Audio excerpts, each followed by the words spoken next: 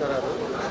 ఇది ఏదైతే మెప్మాలో అది ఏదో కరప్షన్ జరిగిందో లేకపోతే గవర్నమెంట్ అకౌంట్స్ పెట్టారని చెప్పేసి సమాచారం దాన్ని నిన్న ప్రభుత్వం దృష్టికి తీసుకెళ్ళాం.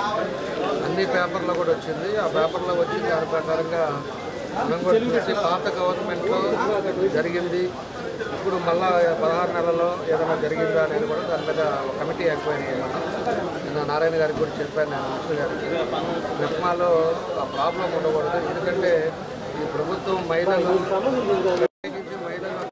వాళ్ళ కాలం మీద వాళ్ళు నిలబడాలి, కుటుంబాలు సంతోషంగా ఉండాలని ముఖ్యమంత్రి గారు ప్రత్యేకంగా వాళ్ళ గ్రూపులు పెడితే దాన్ని ఫేక్ గ్రూపులు పెట్టేసి దాన్ని కూడా డైవర్ట్ చేసే పరిస్థితులు వస్తే దాని మీద కఠిన చర్య తీసుకుంటాం.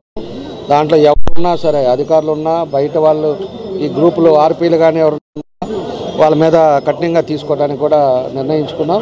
తొందరలోనే ఆ కమిటీ కూడా వస్తుంది. వచ్చిన తర్వాత దాన్ని బ్యాంకుల్లో గ్రూపులు ఎవరెవరు ఉన్నారు ఏంటనేది కూడా పోయిన 5 సంవత్సరాలది ఇప్పుడుది మొత్తం 6.5 సంవత్సరాల వరకు రికార్డు కూడా చెక్ చేసి దాని అన్ని కూడా డేటా కూడా తొందరలోనే మొత్తం తీస్తాం.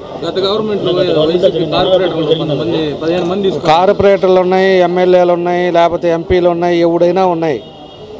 అది మహిళల కోసం వాళ్ళు జీవనం జరపడానికి కోసం వాళ్ళకి బ్యాంకులు లోన్లు ఇప్పించారు. అంతేగాని ఎవరు పడితే వాళ్ళు కార్పొరేటర్లో లేకపోతే ఇంకోలో తీసుకోవడానికి కాదు. ఎవడు అవినీతి చేసినా కూడా దాన్ని వదిలేది లేదు. ఖచ్చితంగా దాని మీద మాత్రం సీరియస్గా రేపు కమిటీ కూడా వేస్తారు. కమిటీ వచ్చిన తర్వాత దాన్ని నిర్ధారణ చేస్తారు. 100%గా అవి మీ ముందు పెడతాం. ప్రజలకు కూడా తెలియపరచాలి. ప్రజలకు కూడా ఈరోజు బ్యాంకులో జరిగినా ఏది జరిగినా కూడా ప్రజల దృష్టికి కూడా తెలియపరచాల్సిన అవసరం మా మీద ఉంది.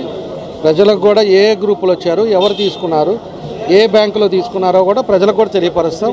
వాళ్ళ మీద కఠిన చర్య తీసుకుంటాం. అధికారులు ఉంటే సస్పెండ్ చేస్తాం.